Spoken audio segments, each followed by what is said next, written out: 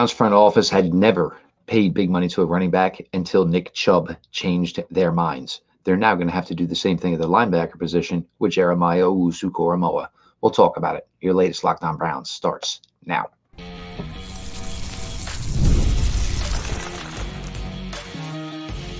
You are Locked On Browns, your daily Cleveland Browns podcast.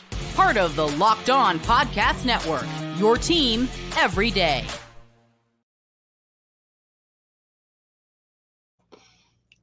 Welcome back, my friends, to the show that never ends, your daily delivery of all things Dog Pound LGB on the LOB, the Locked On Browns podcast, brought to the Locked On Podcast Network, your team every day. I'm your host, Jeff Lloyd, and I appreciate everybody who's putting down the paddles right now and getting off of NCAA 25 and listening to Locked On Browns. Show is always available wherever you get your podcasts. Make sure you're following on and subscribed on the YouTube channel.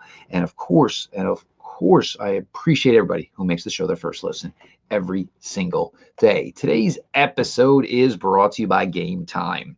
Download the Game Time app. You can create an account, simple, use the code LOCKEDONNFL, and $20 off your first purchase comes your way. Of course, as always, terms apply.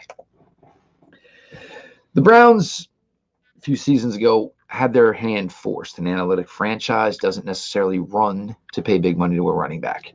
Well, they had a special running back, a very talented running back, and they did just that and extended him and paid him good money in Nick Chubb.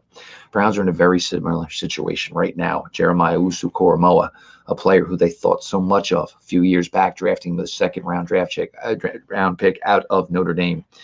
Kind of a box defender in those days. The Browns, the vision was to turn him into an every down full-time linebacker. Some really strong glimpses as a rookie. Season kind of ended a little slow, some injuries, this, that, and the other thing we all know. Year 2 really saw the development, but again, some injuries. Year 3, it all came together, and you saw what exactly Jeremiah Owusu-Koramoah could be with a competent defensive line in front of him, the intelligence that he plays with, the athletic ability that he plays with, and it was just an incredible year, which included 20 tackles behind the line of scrimmage for Jeremiah Owusu-Koramoah in 2023. A few days out of training camp here in 2024, I am sure the JOK camp would like to get this done before training camp. I'm sure the Browns would like to get it done, but just like we talked about with Amari Cooper, look, there's a reason that these things are negotiations. Yes, the Browns understand they're going to commit a decent amount of money to Jeremiah Owusu-Koramoah, but doesn't mean they want to necessarily make him the top paid linebacker in the NFL, and maybe rightfully so. Maybe he doesn't deserve that money. Of course, JOK, as much as he wants to get this done, is certainly going through a lot in his own personal life as, the trial is going on for the man who, was responsible for taking his brother's life. Jeremiah Owusu-Koramoah wants, that justice for his family, for his brother, but also, business is business. And of course, Jeremiah Owusu-Koramoah with a nice payday, whatever plans he might have as far as honoring his brother and him and his family doing it together certainly comes along with it. But there is a financial aspect to it. And look, this is a business. Like we know, sports are a business. Guys want their money, and they certainly want what they feel they are deserved. Now, with Jeremiah Owusu-Koramoah, highest paid linebacker currently in the NFL for this season. And keep in mind, we're basing the numbers on 2024. Jeremiah Owusu-Koramoah is already getting paid for 2024. This would be money towards 2025. This is when Jeremiah would, if he is extended and when he's extended, when that money will start. Top paid linebacker in the NFL for the 2024 season is Roquan Smith. I'm not here to convince about who's getting paid what. We're trying to find out where JOK maybe fits and maybe what JOK is worth. Is he worth $20 million a year like Roquan Smith is? Probably not. Fair to say. And we're talking off-ball linebackers, so I don't want to hear the TJ Watts of the world, so please don't make any confusion here. Straight off-ball linebackers. Second highest paid linebacker in the NFL for 2024 will be Fred Warner. Fred Warner is an incredible player. His team very, very successful. Went to the Super Bowl last year. Number 3, Chicago Bears linebacker Tremaine Edwards at $18 million. Tremaine Edwards is a good player. $18 million good? I'm not so sure about that. Matt Milano, over $14 million. I believe it's like $14.2 million for Matt Milano. Good player, very active. I'm not sure he's the overall athlete. And, he's a guy that makes plays. I don't know if he had as many defining plays as JOK did, but of course we're talking about 2023 3 for JOK. We're not going to get to factor in 2024. After that, you have Patrick Queen at $13.5 million. I think this is where we're starting to find our sweet spot. I would never have paid Patrick Queen $13.5 million. Patrick Queen, his first few years in Baltimore, didn't look like a guy that warranted the first round pick. And Patrick Queen's play began to elevate once Roquan Smith was there. If you want to make the case that Jeremiah Owusu-Koramoah's play developed and became more top shelf once the Browns had a competent defensive line in front of them, it's fair. But JOK is still making all these plays, and he's still worth all these money. Right under Patrick Queen, Azeez Al-Shaair from the Texans, 11.3. Right after that, Colts linebackers a year, Franklin at 10.4. Is JOK better than Franklin? In my opinion, yes, worth more than 10.4. Better than Al-Shaair at 11.3. Yeah, I do believe so. So I think we're getting to where the sweet spot may be for what JOK is worth. I got to think it's got to be anywhere from $13 to $16 million, per year. So which would put him, right around the Matt Milano money, if not a little bit higher, maybe right under the Tremaine Edmonds money. And look, they were the Bears, had to do what you had to do, had to get some players into Chicago. So maybe did overpay for a player like Tremaine Edmonds. It's fair.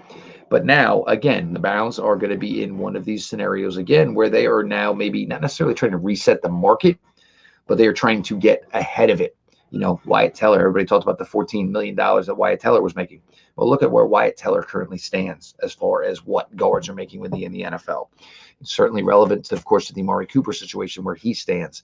I do believe it is 21 wide receivers in the NFL. And it is 21 wide receivers in the NFL who are making $20 million annually. That is more than quarterbacks. Only one linebacker at $20 million annually. Like I said, Roquan Smith.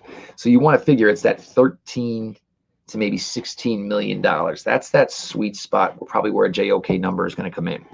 For the Browns, it's never been a position they've thrown a lot of money at. So it'll certainly be different for them to commit that kind of money. They don't have a lot of money at the position. Devin Bush isn't making much money. Jordan Hicks is not making a ton of money. Everybody after that, of course, is still on rookie contracts.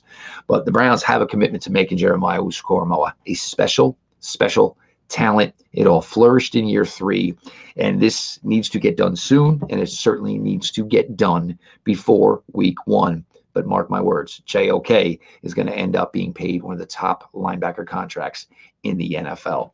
We're going to talk about a kicker for the Browns who just signed his extension and much deserved.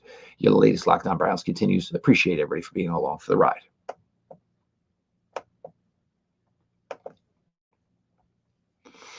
Some things are just great and just go together like peanut butter and jelly. Baseball in the summertime. One of my favorite memories, April 17th, 2017. Christian Yelich in Citi Field hit a home run off the foul pole, and it went home with my family. Don't believe me? Go ahead and YouTube it. Game Time is an authorized ticket marketplace of Major League Baseball, which makes getting tickets faster and easier. Prices on the Game Time app actually go down the closer it gets to the first pitch. With killer last-minute deals, all-in prices, and views from your seat, and their lowest price guarantee, Game Time takes the guesswork out of buying Major League Baseball tickets. I love the fact, look, we got teenagers, I work, my wife works. We never know when we are ready to go somewhere. So last minute deals, we can save up to 60% by buying in the last minute for sports, concerts, comedy, theater, etc. We get a panoramic view from our seat, so I know where I get to sit. I don't always want to sit in the same seats. I want different views. I want different sight lines. The lowest price guarantee is great. Game Time will credit you 110% of the difference if you're able to find a ticket for a better price somewhere else. Download the Game Time app, create an account, and use the code LOCKEDONNFL for $20 off your first purchase. Terms apply. Again, create an account and redeem code LOCKEDONNFL for $20 off. Download Game Time today. Last minute tickets, lowest price, guaranteed.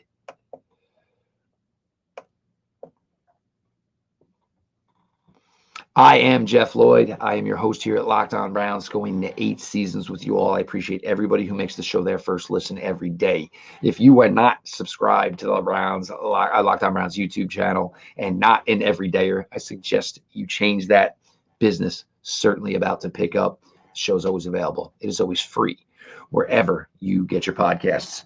I remember, and we all went through it, right, last summer, and hoping, because it started with such a bang for Cade York, right? That rookie season, Brown's calling on him for 58 yards in Carolina in week 1. What in the world are you thinking? Put a rookie kicker in that situation. Good. Kid hit it. But we said a lot of things about the 2022 season when we found out that Deshaun Watson was going to miss the first 11 games. Let's not put these games on the shoulders of Jacoby Brissett. Let's not put these games on the leg of a rookie kicker in Cade York. And guess what happened? More often than not, they were putting the game in the hands of Jacoby Brissett, and certainly within the leg of Cade York. It didn't go well. The Browns said, all right, we're going to give him the offseason. We're going to give him the summer. And if you remember, a couple of game-winning attempts in Philadelphia and Kansas City in the 2022-3 preseason games. And Cade York couldn't get it done. And now the Browns had invested a draft pick, thought they were going to get a high-quality kicker with a controlled contract at a really low number amount. And unfortunately, they just couldn't go further. They had to commit to a little bit more of a proven commodity. Do we all remember Andrew Berry trading a 7th-round pick to the Los Angeles Chargers for Dustin Hopkins? And the horror. Oh, you had a trade for a kicker. You gave up a draft pick. Well, how'd that work out? Dustin Hopkins may have been integral to the 2023 Cleveland Browns, as maybe a Martin Cooper, maybe as David Njoku. Game-winning kicks all over the place. Consistency, kicking in the wind in Cleveland, showing a very strong leg from 50-plus yards, which he had not necessarily shown. That type of power in his leg and that type of consistency from deep in his entire NFL career.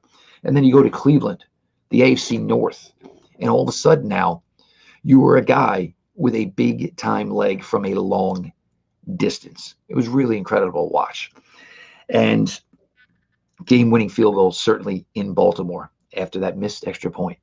Remember that? The pick 6 by Greg Newsome. Browns down 1. Here comes Hopkins for the extra point. Oh, no. And you saw a mass amount of teammates come on out to Dustin Hopkins, D-Hop, patting him up. We got you. We're going to get you. You're going to get another opportunity. Game winner. Following week, Pittsburgh Steelers at home. Nice drive by the rookie Dorian Thompson-Robinson. Gets the Browns into it. Call on Dustin Hopkins again. Game winner. Dustin Hopkins probably became a Cleveland Brown legend last year in just one season.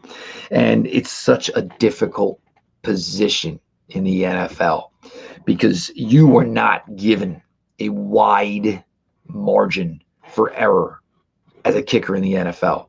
It's just not the way it is. You miss one crucial kick or you have a 1 for 3. It's a very solid opportunity that your team is bringing kickers in on the following Monday. And that next day on Tuesday, your time with that team could be done. It is such a Russian roulette position within the NFL.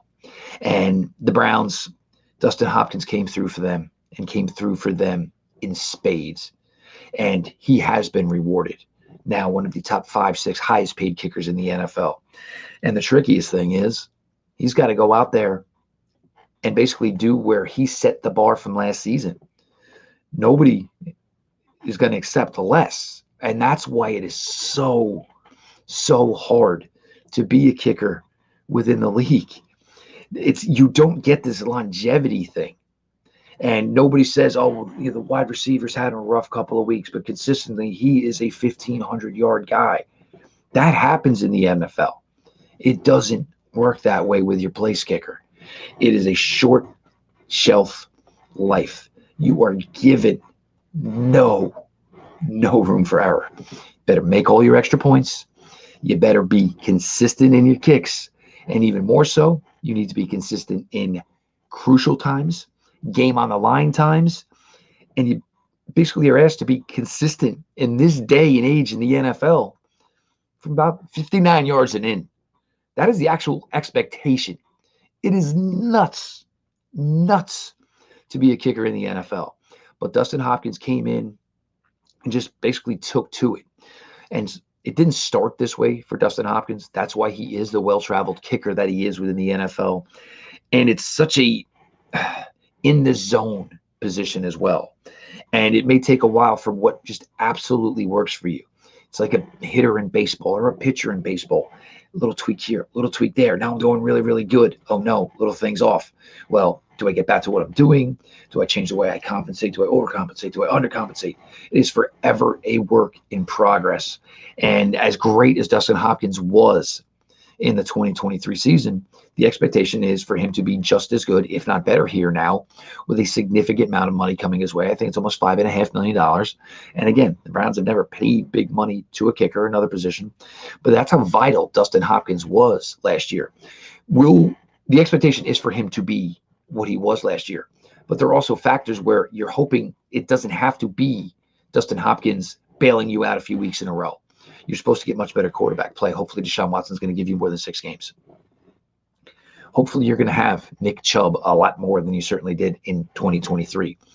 New offense coordinator Ken Dorsey is supposed to help elevate this offense to being a consistent scoring team where 30 points per week is probably the expectation, is the norm, is what you're hoping for.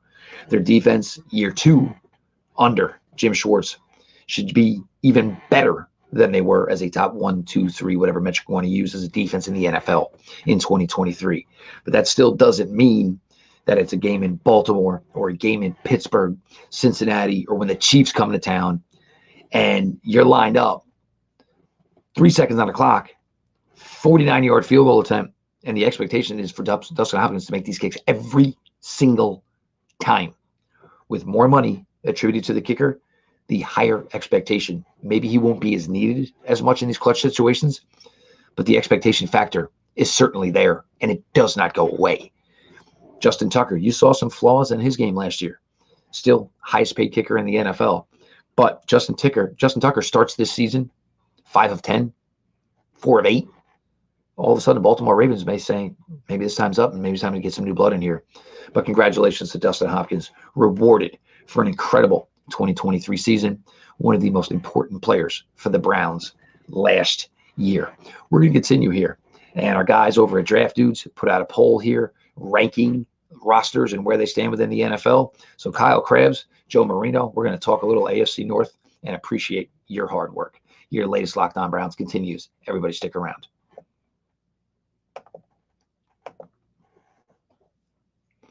This show is sponsored by BetterHelp. We get caught up in social media sometimes, whether it's people's Instagrams or Facebook, what they're posting, what they're doing.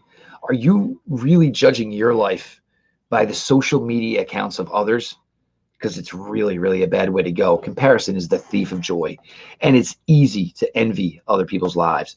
It might look like they have it all together on the Instagram, but in reality, they probably don't. And maybe those posts are a cry for help. Therapy can help you focus on what you want instead of what others have, so you can start living your best life. Trust me, if you have not considered therapy or you think you don't need therapy, you're probably wrong. It's something I've been working on myself over the last couple of months. And I got to tell you, there was more going on with me than I ever imagined. But as I get older, I need to get better. So if you're like me and you're thinking of starting therapy, give BetterHelp a try. It's entirely online, designed to be convenient, flexible, and suited to your schedule. Just fill out a brief questionnaire to get matched up with a licensed therapist, and you can switch therapists at any time for no additional charge if it's just not working out. Stop comparing and start focusing with BetterHelp. Visit BetterHelp.com/LockedOn today to get 10% off your first month. That's BetterHelp, HELP.com/LockedOn.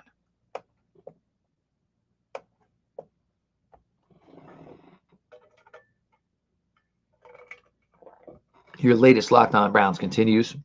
I'm your host, Jeff Lloyd, and we appreciate everybody who makes Locked On Browns their first listen every single day. 4th of July is over. Training camp is days away. We've passed the MLB All-Star game. It is football season, baby. Become an everydayer. Be like an everydayer. Subscribe to the Locked On Browns YouTube channel, and the show is always available and will always be free wherever you get your podcasts. We have talked a little bit about the JOKO extension, trying to find where that sweet spot is. We've talked about Dustin Hopkins getting his extension after an incredible 2023 season and how the expectations are going to be just as high for Dustin Hopkins here in 2024. Our buddies over at Draft Dudes, they ranked the rosters in the NFL. The conference favorites, obviously the Kansas City Chiefs and the San Francisco 49ers. Next tier is well positioned for a run. Within that group of teams, which is 1, 2, 3, 4, 5, 6, 7, there are three AFC North teams. Of course, your Baltimore Ravens, your Cleveland Browns, and of course, the boys down south that eat the nasty chili with pasta, the Cincinnati Bengals. The Pittsburgh Steelers come in as a playoff contender, but looking at this, as incredible as the AFC North was in 2023, I think it's going to be right in that same realm here in 2024.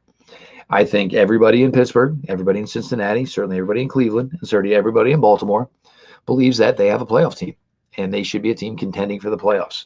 I'm not sure that every one of these teams is logically believing that they're contenders for the AFC North title. I think the folks down in Baltimore probably believe that. I certainly know the Cleveland Browns believe they are legit contenders for the AFC North in 2024.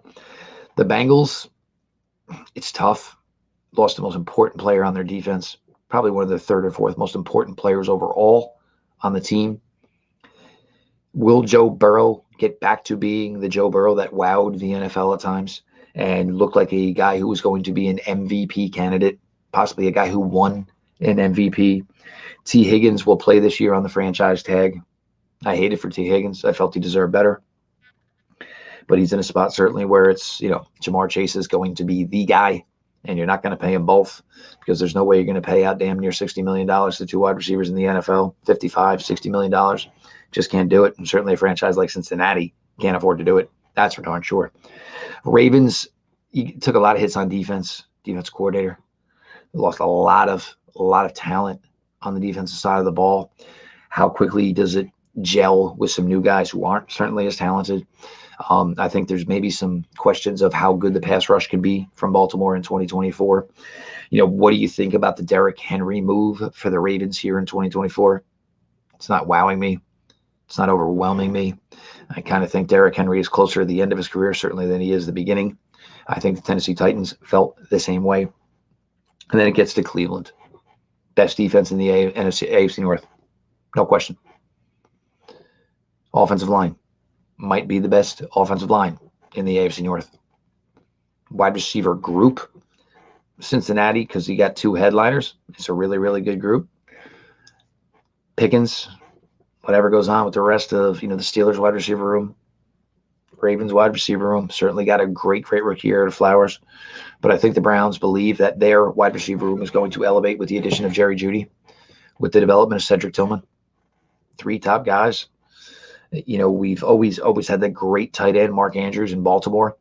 But is Mark Andrews maybe to the point where his game is plateaued? Does it start to come back to the field? Because if it does, then maybe the Browns have a better tight end in David Njoku. These teams are loaded. And at times went to war with each other last year. Browns split with the Ravens. We know the Browns split with the Steelers. Browns split with the Bengals. Maybe it would have been different with Cincinnati if, week 18 had meant something. Certainly could have been different in week 2 if Nick Chubb had not gotten hurt. The Ravens, it's always going to be a thorn for the Browns. But it's going to be a battle. And the AFC North is once again a loaded division. You get anomalies where sometimes the division is just so stinking good one year. But we talked about it last year, about how good we thought the division as a whole was going to be, and it came to fruition. Now we're talking about it again. Does it hold true? Does the division do it again collectively and play that well? Or does maybe history serve itself where you just don't get a division to play that well, all 4 teams 2 years in a row? We're going to sit back. We're going to buckle up. We're certainly going to watch and see. And I've said it, and I've been on record for saying it, and I'll say it again. The AFC North title this year is going to go to Cleveland. The Cleveland Browns are going to win the AFC North this season. I'm telling you. I'm not just putting it out there for fun. I truly 100% and believe in it. I appreciate y'all for getting off the paddles again on NCAA 25. It is ridiculous. I've gotten a tiny bit into it, not as much as I would like. Got a lot going on, as we always do. I am Jeff Lloyd, your host here at Locked On Browns. And as always, I appreciate you guys for making the show your first listen every single day. Become an everydayer. Subscribe to the Locked On Browns YouTube channel. Get in here every day. I am so excited to get back into full force here. Again, I had to do a lot of work on me, but the goal was to be able to get back here and give you guys all the best version of myself. And that is what you are all going to get. Show is always available. It is always free wherever you get your podcasts. This has been your daily delivery of all things Dog Pound. LGB on the LOB. Let's go, Browns.